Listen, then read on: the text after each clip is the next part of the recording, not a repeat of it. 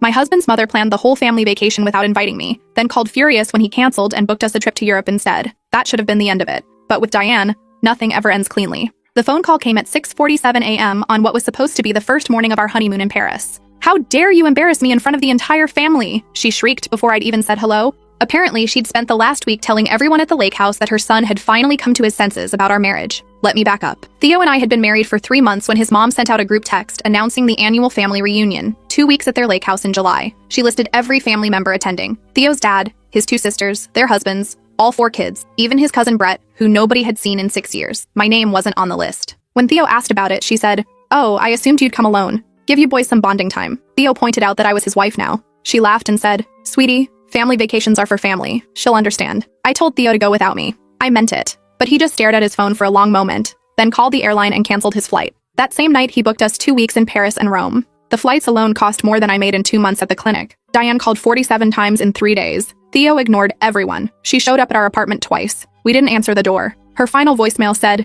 "You're choosing that woman over your own mother." So there we were in Paris, eating croissants in our tiny hotel room at dawn because his mother had somehow gotten our international number. Theo's face had gone pale. "Mom, we're not having this conversation," he said quietly. But she wasn't done. She informed us that she'd told everyone the truth, that I'd manipulated Theo into abandoning his family, that I was isolating him, that his dad was heartbroken. Theo hung up. We spent the rest of the day pretending everything was fine, but I could see him checking his phone constantly. That night, his sister Violet called. "You need to fix this," she said. "Mom's been crying for days. Dad's barely speaking. You're tearing this family apart over a stupid vacation." We came home early, not because of the guilt trips, but because Theo couldn't enjoy anything with his phone exploding every 20 minutes. The moment we landed, Diane announced a family dinner to welcome us back and clear the air. Mandatory attendance. When we arrived at his parents' house, the entire extended family was there, all of them staring at me like I'd personally canceled Christmas. Diane stood at the head of the table and smiled. "Now that everyone's here, I have an announcement." She reached into her purse and pulled out a manila envelope. "Since you two missed family vacation, I thought we should discuss your future family vacations. I've prepared some guidelines." She slid papers across the table.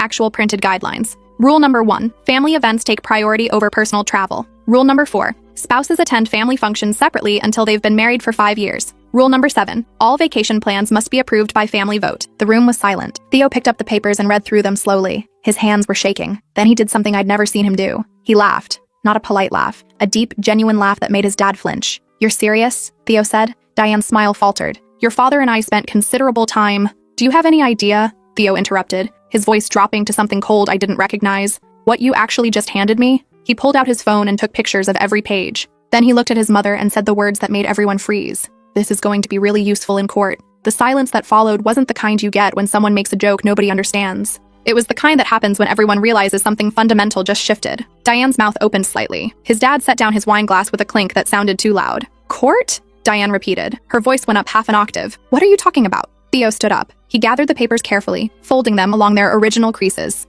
"I'm talking about the restraining order we're going to file. The one that's going to cite this document as evidence of harassment and attempted control." He looked around the table at his sisters, his dad, his cousin Brett, who was suddenly very interested in his plate. "Anyone want to explain to Mom what happens when you put threats in writing?" "Threats?" His dad finally spoke. "Theo, these are just family guidelines. Your mother was trying to—" "To what?" Theo's voice cracked. Not from emotion, from something colder. "To legally mandate that my wife isn't part of this family for 5 years? To require a family vote before we can take a vacation?" He held up the papers. Rule number 12. Failure to comply with family guidelines may result in reduction of inheritance consideration. "That's not a guideline, Dad. That's extortion." I sat frozen. I'd never heard Theo talk like this. In 3 months of marriage and 2 years of dating before that, I'd seen him frustrated with his mother. I'd seen him tired. I'd seen him make excuses. But I'd never seen this. Violet spoke up. "You're overreacting. Mom just wanted to make sure that I know my place." Theo finished. Rule number 9. Spouses may not speak during family meetings until invited to do so by a family member. Rule number 15. Family members maintain veto power over spouse-related decisions, including career changes,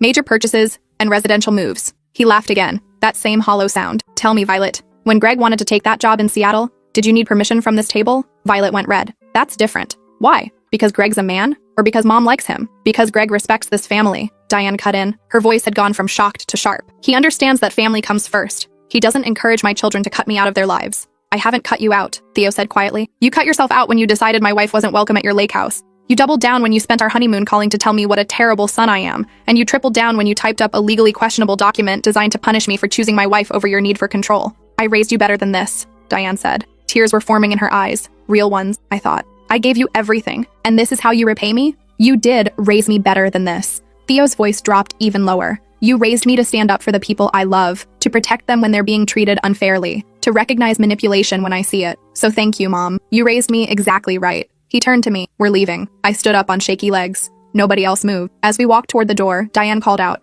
"If you walk out that door, don't expect me to be here when you come crawling back." Theo stopped, turned. "I'll take that risk." We drove home in silence. I kept waiting for him to break down, to second-guess himself, to reach for his phone to apologize. He did none of those things. He just drove, his jaw tight, his hands steady on the wheel. When we got inside our apartment, he finally spoke. "I need to call someone." "Who?" "A lawyer." He wasn't joking. The next morning, we sat in a small office across from a woman named Patricia who specialized in family law. Theo laid out the papers. Patricia read through them slowly, her expression getting more concerned with each page. "This is," she paused, "honestly, one of the more concerning things I've seen. Your mother essentially created a contract without your consent that attempts to control major life decisions. She's outlined punishments for non-compliance. And she distributed this to your entire extended family, which could be construed as defamation if any of these claims about your wife are false." "They're all false," Theo said. Patricia nodded. "Can you document the harassment? Phone calls? Text messages? Any written communication?" Theo pulled out his phone. He'd been keeping track. 47 calls during our Paris trip, 32 text messages, 17 voicemails, 2 visits to our apartment that our neighbor had mentioned. "And now this document. This is sufficient for a restraining order," Patricia said. "But I have to warn you, this will permanently damage your relationship with your family. Are you prepared for that?" Theo didn't hesitate. "Yes." I grabbed his hand. This is your mom, your family." He looked at me. His eyes were clear. We filed the paperwork that afternoon. A temporary restraining order requiring Diane to stay at least 500 feet away from us, our home, and our workplaces. No phone calls, no texts, no contact through third parties. The hearing was scheduled for 3 weeks out. Diane's response came through his dad. Not directly, because that would violate the temporary order, but his dad could still contact Theo. He called that evening. "Your mother is devastated. She's barely eating. She didn't mean for things to go this far." "Then she shouldn't have created a legal document trying to control my life," Theo said. "She was just trying to keep the family together." "By excluding my wife?" His dad sighed. "Look, I know your mother can be difficult, but this? A restraining order? You're going to regret this, son." "Maybe, but I'd regret letting her treat my wife like garbage a lot more." The family group chat exploded. I wasn't on it, but Theo showed me the messages. Violet said he was being dramatic. His other sister, Nora, said he was breaking their mother's heart. Cousin Brett, who nobody had heard from in 6 years, suddenly had opinions about loyalty and family values. Greg, Violet's husband, sent a long message about how every family has conflicts, and this was an overreaction. Theo responded once. "If anyone in this chat thinks those guidelines were reasonable, I'm happy to discuss it with you in person, individually, not as a group." Nobody took him up on it. The next few days were strange, quiet. For the first time since we'd gotten married, Theo's phone wasn't constantly buzzing. No morning calls from his mom, no texts about family events we needed to attend, no guilt trips about not visiting enough, just silence. "Is this weird?" I asked him one morning. "Yeah," he admitted, "but also kind of nice." Then the flying monkeys arrived. That's what Patricia called them. People who do the abuser's bidding without realizing they're being manipulated. First came Theo's aunt, his dad's sister, who called to say how worried everyone was, how Diane had always been so proud of Theo, how family was forever and wives came and went. "Did you really just say that?" Theo asked. His aunt backtracked. "I didn't mean it like that. I just meant that you think my marriage is temporary?" "No, I meant that family bonds are sacred and you shouldn't throw them away over a misunderstanding." "It's not a misunderstanding. She created rules to exclude my wife from family events for 5 years. She put them in writing. She threatened my inheritance if I didn't comply. Which part of that is a misunderstanding?" His aunt didn't have an answer for that. Next came family friends. People I'd met once or twice at holiday gatherings. They'd call Theo or show up at the clinic where I worked to tell me how much Diane loved her son, how she was just traditional, how I should be more understanding of different generational perspectives on family. "She's 53, I told one of them. "She's not from the 1800s. She knows that wives are part of families." The worst was when Violet showed up at our apartment. She knocked for 10 minutes before Theo finally opened the door. "You need to drop this," she said immediately. "Mom's on antidepressants now. Dad says she cries herself to sleep every night. You're destroying her." "I'm destroying her?" Theo's voice was flat. "She tried to institutionalize rules that would treat my wife like a second-class citizen for half a decade. But I'm the bad guy? You're taking this too far. It was just some stupid papers. Then why did she make them? Why did she print them out and distribute them to the whole family? Why did she make rules about reducing my inheritance?" Violet's face crumpled. "Because she's scared of losing you." Then she should have thought about that before excluding the person I chose to spend my life with. She didn't exclude her. She just wanted some family time with just us. For 2 weeks. Every summer. With rules that said wives aren't really family for 5 years. "Do you hear yourself right now?" Violet left crying. Theo closed the door and leaned against it. "Am I crazy?" he asked. "Is this actually insane?" I'd been asking myself the same question. Diane's behavior was bad. Really bad. But a restraining order? Court? Permanent family damage? It felt extreme. But then I thought about those papers. About the methodical way she'd laid out rules designed to keep me at arm's length. About the inheritance threats. About spending our honeymoon fielding her screaming phone calls. "No," I said. "You're not crazy." The hearing arrived. We sat in a courtroom that smelled like floor polish and anxiety. Patricia sat between us with her neat stack of documents. Across the aisle, Diane sat with her lawyer, a man in a suit that probably cost more than our rent. His dad sat behind them. So did Violet and Nora and their husbands. The judge was a woman in her 60s who looked like she'd seen everything and been impressed by none of it. She read through the documents slowly, the guidelines, the phone logs, the text messages, the voicemails where Diane called me a manipulator and told Theo he'd regret choosing me. Diane's lawyer spoke first. Your Honor, this is clearly a family disagreement that's been blown out of proportion. Mrs. Harlow is a loving mother who was trying to maintain family traditions. She never intended to harass anyone. The document in question was simply a conversation starter, not a legal mandate. A conversation starter? Patricia stood up. That conversation starter includes specific rules, enumerated punishments, and threats about inheritance. It was distributed to the entire extended family at a mandatory dinner, and when my clients left, Mrs. Harlow told them not to come back. These aren't the actions of someone trying to have a conversation. The judge looked at Diane. Is this accurate? Diane stood. She looked smaller than I'd ever seen her, frail. Her eyes were red. Your Honor, I love my son. I was just trying to protect our family traditions. This woman came into his life and suddenly he's skipping family events, ignoring our calls. I was scared of losing him. So you created rules to govern his marriage? I created guidelines for our family gatherings. I didn't mean for them to be legal documents. I'm not a lawyer. I was just trying to make sure everyone understood the expectations. The expectations that his wife wouldn't be welcome at family events for 5 years? Diane's voice broke. I never said she wasn't welcome. I just thought it would be nice to have some time with just our family occasionally, for 2 weeks every summer. Yes. And you didn't think to discuss this with your son beforehand? I didn't think I needed permission to plan a family vacation. The judge turned to Theo. Do you want to speak? Theo stood. His voice was steady. My mother has spent the last 3 months trying to erase my wife from our family. She excluded her from the vacation planning. She called her a manipulator to our entire family. She created a document that would legally exclude her from being considered part of the family for 5 years. When I set a boundary by canceling our trip and taking my wife to Paris instead, she called us screaming on our honeymoon 47 times in 3 days. She showed up at our apartment twice when we didn't answer. And when we finally agreed to come to dinner to talk things through, she presented these guidelines like they were legally binding contracts. He paused. I don't think I'm asking for too much. I just want my mother to stay away from us until she can treat my wife with basic respect. The judge was quiet for a long moment. Then she said, Mr. Harlow, I'm going to grant your restraining order. Mrs. Harlow is to maintain a distance of 500 feet from you, your wife, your home, and your workplaces. No direct or indirect contact for a period of 6 months. At that time, we can revisit this if both parties agree to mediation. Diane made a sound like a wounded animal. His dad put his arm around her. The judge continued, Mrs. Harlow, I'm going to be direct with you. What you did was inappropriate. You created rules designed to punish your son for choosing his wife. You harassed them during their honeymoon, and you tried to use family pressure and financial threats to control their behavior. That's not love. That's control. I suggest you use these 6 months to reflect on that distinction. We left the courthouse through a side exit to avoid the family. Patricia walked us to our car. This was the right choice, she said. I know it doesn't feel like it right now, but you protected yourselves and set a clear boundary. That matters. Theo nodded. He looked exhausted. The fallout was immediate.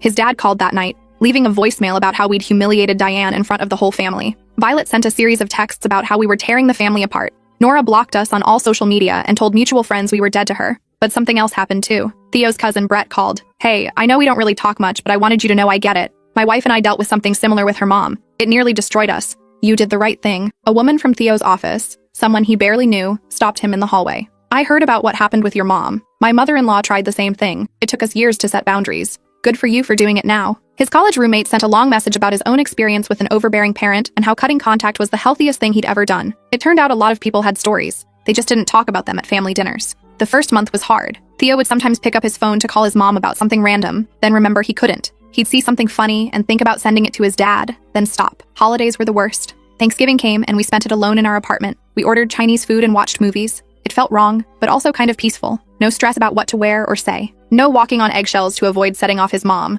No forced conversations with family members who thought I'd stolen Theo away. Just us. And honestly, after years of tense family gatherings, it was relief. Christmas was harder. Theo's birthday had always been a big family thing. His mom would make his favorite cake. Everyone would gather and tell embarrassing stories. This year, we went to dinner at a quiet restaurant. Just the two of us. Theo was quiet all night. I miss them, he admitted on the drive home. I know. But I can't go back. Not unless things change. I know that too. In February, Theo got a letter. Not from his mom. That would violate the restraining order. From his dad. Written on actual paper in his dad's messy handwriting. It said, Son, I've spent the last few months thinking about everything that happened. Your mother's been going to therapy. So have I. We're trying to understand where things went wrong. I can't speak for your mother, and I'm not asking you to forgive her, but I want you to know that I'm sorry. I saw what she was doing, and I didn't stop it. I told myself she was just being a concerned mother, but you were right. Those guidelines were wrong. The way she treated your wife was wrong. The way I enabled it was wrong. I don't know if you'll ever want to have a relationship with us again. I wouldn't blame you if you didn't. But I wanted you to know that I see it now, and I'm sorry. Theo read the letter 3 times. Then he folded it carefully and put it in his desk drawer. I'm not ready, he said. That's okay, but maybe someday. That's okay too. 3 months later, the restraining order was up for review. Patricia called to ask if we wanted to extend it or try mediation. Your mother's lawyer contacted. She's willing to do family therapy. No promises, no expectations. Just a neutral space to talk. Theo thought about it for a week. Finally, he said yes, but on his terms. We'd meet with a therapist who specialized in family dynamics and narcissistic behavior. His mom had to acknowledge what she'd done wrong before we'd discuss any kind of future relationship, and I'd be present for every session. The first session was tense. We sat in a bright office with plants in every corner and inspirational posters about communication. The therapist, Dr. Rivera, was a calm woman who didn't seem ruffled by anything. Diane sat across from us, looking small and nervous. His dad sat beside her. Dr. Rivera started simple. Diane, can you tell me why we're here? Diane took a breath. Because I hurt my son and his wife, and I need to make it right. Can you be specific about what you did? This was the hard part. Diane's face worked for a moment. I could see her wanting to deflect, to explain, to justify. But finally, she said, I tried to exclude his wife from our family. I made rules that would have kept her at arm's length for years. I called them during their honeymoon to guilt trip them. I tried to use family pressure and financial threats to control their behavior. Her voice broke. I was so scared of losing him that I did exactly the thing that pushed him away. Why were you scared of losing him? Because he changed when he met her. He started saying no to family events. He moved out of our neighborhood. He stopped calling as much. Diane looked at me for the first time. I blamed you. I thought you were taking him away from us. But the truth is, he was just growing up, and I didn't know how to handle that. Dr. Rivera turned to Theo. What do you need from your mother? Theo's voice was steady. I need her to understand that my wife is my family now. Not instead of them, but equal to them. I need her to treat my wife with the same respect she'd treat Violet's husband or Nora's husband. No different rules, no separate standards. I need her to apologize not just to me, but to my wife. And I need to know that if we have kids someday, she won't try to push my wife out again. Diane nodded slowly. Then she turned to me. I'm sorry. I was cruel to you. I made you feel unwelcome in our family. I said terrible things about you to people you'd have to see at family gatherings. I tried to convince my son that you were manipulating him, when really I was the one trying to manipulate everyone. Tears were streaming down her face. You didn't deserve any of that. And I'm so sorry. I didn't know what to say. Part of me wanted to stay angry. Part of me wanted to protect myself from getting hurt again. But part of me just saw a scared woman who'd made terrible choices and was trying to fix them. Thank you, I said finally. I appreciate you saying that. It wasn't forgiveness. Not yet. But it was a start. We did 6 more sessions over the next 3 months. Slowly, carefully, we started rebuilding something. Diane had to learn that she couldn't control Theo's life anymore. Theo had to learn that setting boundaries didn't mean cutting everyone off forever. I had to learn to trust that Diane wouldn't hurt me again. It wasn't perfect. There were setbacks. Once Diane suggested we come to the lake house in July and mentioned maybe I could visit friends while the family spent some time together. Dr. Rivera had to gently remind her why that was problematic. Diane cried, apologized, and admitted she was still struggling with old patterns. But she was trying, really trying. In October, almost a year after the courthouse hearing, we accepted an invitation to Sunday dinner at their house. Just us, his parents, and his sisters with their families. When we arrived, Diane greeted us at the door. She hugged Theo, then hesitated before hugging me. Thank you for coming, she said. Both of you. Dinner was awkward. Everyone was trying too hard to be normal, but nobody made comments about how we'd missed the lake house again this year. Nobody questioned our vacation plans. Nobody treated me like I was on probation. We were just another couple at a family dinner. As we were leaving, Violet pulled me aside. I owe you an apology, she said quietly. I didn't understand what you were going through. I thought you were overreacting. But Mom's been in therapy and she's talked about some of the stuff she did. I didn't see it when it was happening, but I see it now. I'm sorry I didn't support you. Thank you, I said. That means a lot. On the drive home, Theo was quiet. Finally, he said, do you think we'll ever be normal? I don't know. Maybe normal isn't the goal. What is the goal then? I thought about it. Honest. The goal is to be honest. To not pretend things are fine when they're not. To not sweep stuff under the rug because it's uncomfortable. I can live with honest, Theo said. 2 years later, Diane still goes to therapy. So do we, occasionally, when things feel tense. We spend some holidays with Theo's family, and some alone. Sometimes his mom slips up, makes a comment that suggests she still sees me as temporary or less than. When that happens, Theo calls it out immediately. And Diane apologizes. It's not perfect. It's probably not even what most people would call good. But it's real. And after everything we went through, real feels like enough. Last month, Diane asked if she could take us out to dinner for our anniversary.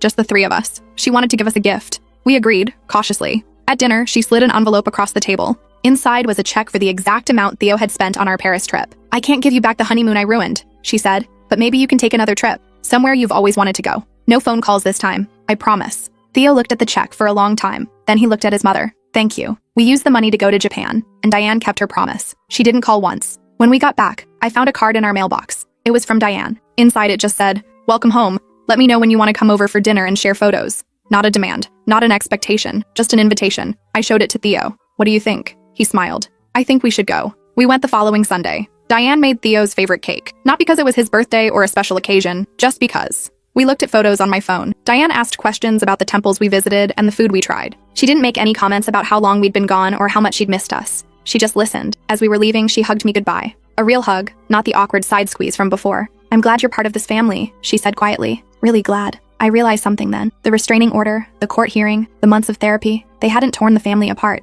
They'd given us the space to build something healthier. Something based on respect instead of obligation, choice instead of guilt. Diane would never be the mother-in-law who felt like a second mom. That ship had sailed, but she could be someone I respected, someone I trusted to treat me fairly, someone who was working on herself even when it was hard. That was more than enough. Now, 3 years after that family dinner with the guidelines, I'm sitting in a hospital room. Theo's holding my hand. His parents are in the waiting room along with his sisters. We're about to become parents ourselves, and I'm not worried about Diane trying to take over or push me aside. Well, maybe a little worried. Old habits die hard, but I know if she oversteps, Theo will handle it. We've proven we can set boundaries. We've proven we can walk away if we need to. That knowledge makes it easier to let people back in. The nurse tells me it's almost time. Theo squeezes my hand. Ready? He asks. As ready as I'll ever be. 3 hours later, we're holding our daughter. She's tiny and red and perfect. When the family comes in to meet her, Diane hangs back, waiting to be invited forward. I gesture her closer. She looks at the baby with tears streaming down her face. She's beautiful, Diane whispers. Do you want to hold her? I ask. Diane's eyes go wide. Are you sure? Yeah, I'm sure. As Diane cradles our daughter, I catch Theo's eye. He mouths, thank you. I shake my head. This isn't about being generous or forgiving. This is about our daughter deserving to know her grandmother.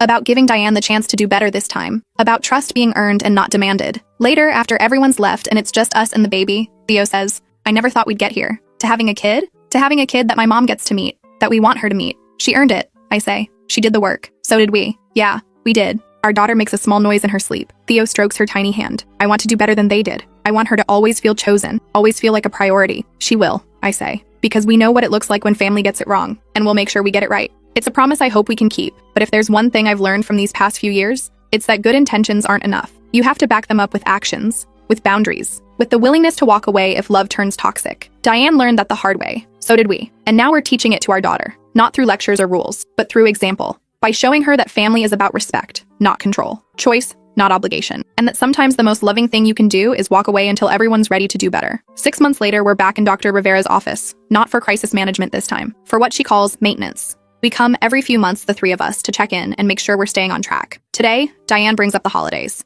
I wanted to float an idea, she says carefully. What if we started a new tradition? Instead of always doing things at our house with the whole family, what if we rotated? Your house 1 year, Violet's the next, then Nora's, then back to us. I can see what she's doing. She's giving up control, spreading it out, making everyone feel equal. I think that's a great idea, Theo says. But, Diane continues, I need to know if there are other things I'm doing that make you uncomfortable. I can't fix what I don't know about. This is new. The old Diane would have defended herself, explained her intentions, made excuses. This Diane is asking for feedback. Theo thinks for a moment. Sometimes you still make comments about how much time we spend at my wife's parents' house, like we're keeping score. Diane nods slowly. You're right. I do that. I don't mean to, but I catch myself doing the math. Thanksgiving with them, Christmas Eve with us, Easter with them, like it has to be perfectly equal, or I'm losing. You're not losing, I say. We love you both. We're just splitting our time. I know that intellectually, but emotionally, Diane shakes her head. I'm still working on it. Thank you for telling me. I'll be more aware. Dr. Rivera smiles. This is exactly the kind of communication that builds healthy relationships, being able to give and receive feedback without defensiveness.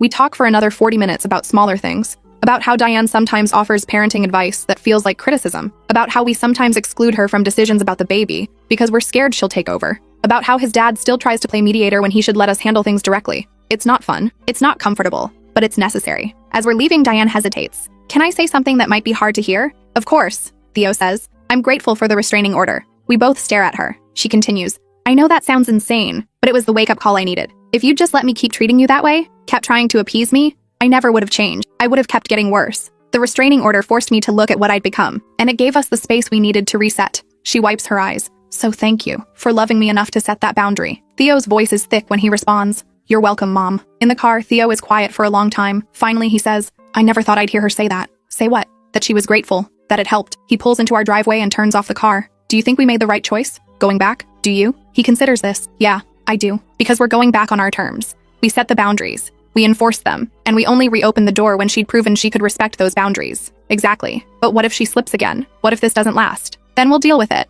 We know how to walk away now. We've proven we can do it. That's power. He nods slowly. I wish I'd known that earlier. That you could love someone and still enforce boundaries. That walking away doesn't mean giving up. Most people don't learn that until it's too late. We're lucky we learned it now. Our daughter starts crying from the back seat. Theo gets out to unbuckle her. As he lifts her out of the car seat, I watch the gentle way he holds her. The way he murmurs soft words and checks her diaper, her hands, her feet, making sure everything's okay. He's going to be a good dad, better than his parents were, because he knows what not to do. Inside, I get a text from my own mother. How was therapy? Good, I type back. Productive. That's wonderful, honey. We're still on for Sunday dinner? Wouldn't miss it. My parents' reaction to everything with Diane was measured. They didn't insert themselves. They didn't give unsolicited advice. They just supported us and kept their door open. When I thanked my mom for not making it worse, she'd said, "Honey, you're adults. You don't need us to rescue you. You just need to know we're here." That's the kind of parent I want to be. Present, but not controlling. Supportive, but not smothering. Available, but not demanding. Sunday dinner at my parents' house is easy, relaxed. Nobody's keeping score of who spent more time where.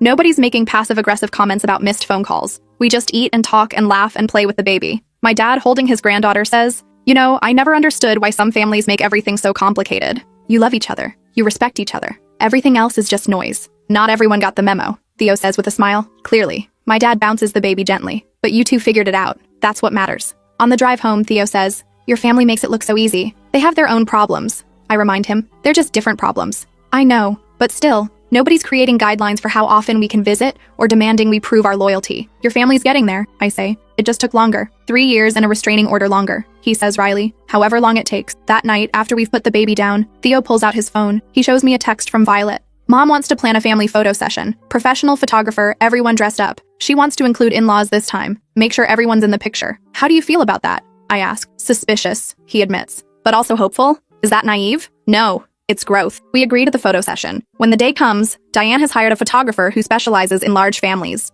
There's no seating chart dictating who stands where. No comments about my outfit or hair. When the photographer suggests grouping the couples together, Diane doesn't suggest separating the spouses for some shots with just the blood relatives. She's learned. The photos turn out beautiful. Diane orders prints for everyone. When ours arrives in the mail, there's a note attached. For your wall. All of us, together. As it should be. I hang it in our living room. Not because Diane wants me to, but because I want to. Because it represents something we fought for. Something we almost lost, but managed to save. Theo comes up behind me as I'm adjusting the frame. Looks good, he says. It does. You think we'll look back on this someday and laugh about how dramatic it all was? Maybe. Or maybe we'll look back and be grateful we didn't let it slide. Probably both. Our daughter starts crying from the nursery. Theo goes to get her while I finish straightening the photo. In it, we're all smiling. Diane's standing next to me, her hand on my shoulder. It looks like any normal family photo. You'd never know the history behind it, but we know, and that makes it mean something. That night, Diane calls. Not to check on the baby or ask about our schedule, just to say goodnight. I saw the photo session pictures on the photographer's website, she says. We look happy. We are happy, Theo says.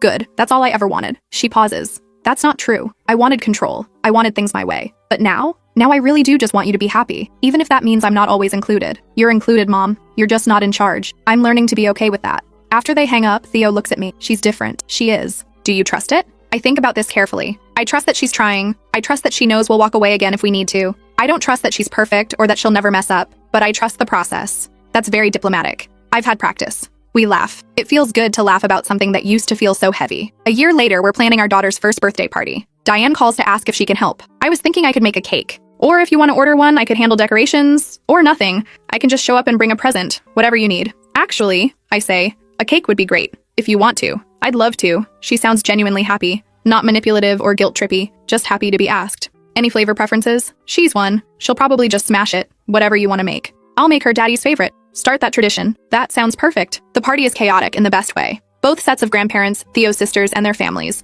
a few friends from the clinic, some neighbors. Our small backyard is packed. The baby has frosting in her hair and everyone's taking pictures. I watch Diane interacting with my mother. They're laughing about something, heads bent together. A few years ago, I couldn't have imagined this. Diane viewing my mother as an equal grandmother instead of competition. Violet sidles up next to me. This is nice, she says. It is. I'm sorry I didn't see it before. What Mom was doing to you. You've apologized. It's okay. No, I mean, I'm sorry I was part of the problem. I told you to just deal with it. To not make waves. I was protecting Mom instead of acknowledging that you deserved better. She watches Diane playing with the baby. Greg and I have been in therapy too. Turns out I picked up some of Mom's habits. The need to control everything. The guilt trips when things don't go my way. That takes guts to work on. Yeah, well, I saw what it took for you and Theo to fix things. I didn't want it to get that bad for us. She squeezes my arm. Thanks for not giving up on this family. Thanks for making it worth staying. As the party winds down and people start leaving, Diane helps us clean up. She doesn't try to take over. She doesn't reorganize our kitchen or make comments about how we should have done things differently. She just helps. When we're done, she hugs us both goodbye. Thank you for including me, she says,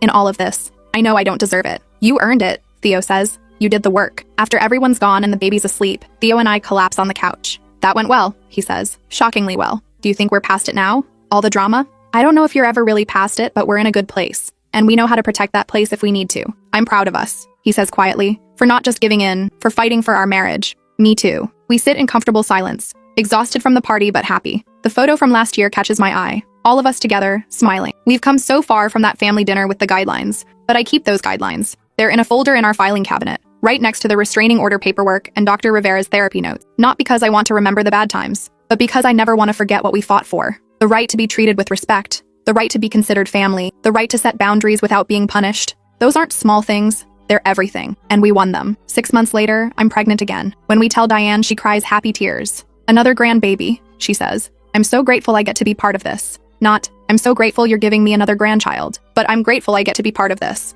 The difference matters. Throughout the pregnancy, she's helpful, but not intrusive. She offers advice when asked, but doesn't push. When the baby comes, a boy this time, she waits to be invited to the hospital instead of just showing up. I'm learning, she tells me when I thank her for being considerate. Slowly, but I'm learning. At our son's baptism, Diane gives a speech. I wasn't sure I'd be here for this, she says, her voice shaking slightly. A few years ago, I made some terrible choices that nearly cost me my relationship with my son. I tried to control instead of love. I demanded instead of invited. I nearly lost everything that mattered because I couldn't let go. She looks at Theo, then at me. These two saved me by refusing to let me destroy them. They set boundaries. They walked away when they needed to, and they gave me the chance to do better. That's real love. Not the kind that tolerates abuse, but the kind that demands growth. She raises her glass. To family, the real kind, the kind you choose every day. Everyone drinks. I catch my mother's eye. She nods, a small smile on her face. She's proud of me, proud of us. Later, Diane pulls me aside. I have something for you. She hands me an envelope. Inside is a card. On the front, it says, to my daughter-in-law. Inside, she's written, I will never be able to fully apologize for how I treated you.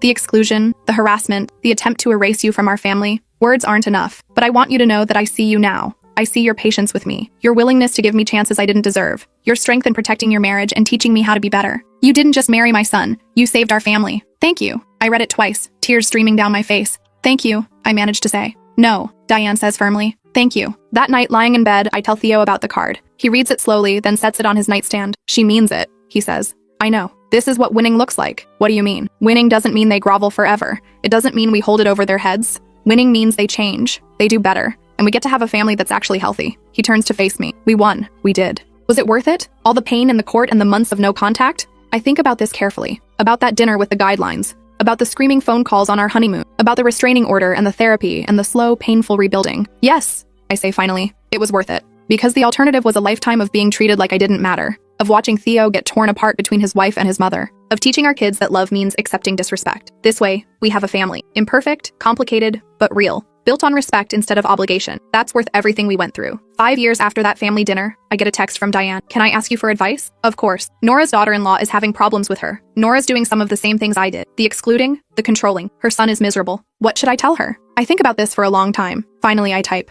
Tell her what you learned. That love isn't control. That being a mother doesn't mean owning your children. That if she doesn't change, she'll lose them. And that losing them temporarily to gain them back healthily is better than keeping them in a toxic pattern. Will she listen? Probably not. People rarely do until they hit rock bottom. Can I show her your response? Yes. A few days later, Nora calls me. Diane showed me what you said about losing your kids temporarily to gain them back healthily. Did that really work? Yes. Diane seems different now, happier, even though she has less control, because she has real relationships instead of forced compliance. I don't want to lose my son, Nora says quietly. Then stop trying to control his wife, but she's taking him away from me. Is she? Or is he growing up and you're interpreting his independence as abandonment? Silence. Then, how do I fix it? Therapy. Real therapy, not just a couple sessions to say you tried. And boundaries. Let them set them. Respect them. Prove you can change. What if it's too late? Then it's too late. But trying is better than losing him forever. I hang up not knowing if she'll actually do anything. Some people can't change. Some people would rather be right than happy. But at least I tried. Theo, overhearing the conversation, says, "You're good at this." At what?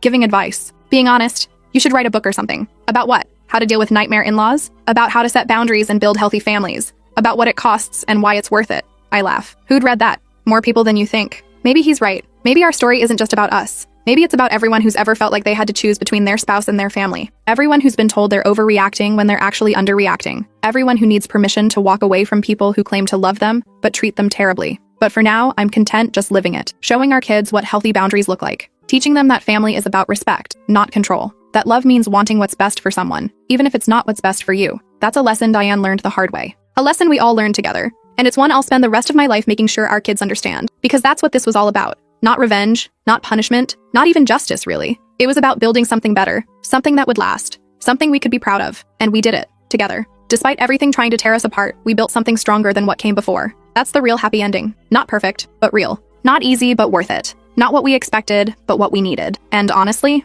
I wouldn't change a thing. Well, maybe I'd skip the guidelines. Those were ridiculous. But everything else, every painful moment that led us here, worth it. All of it.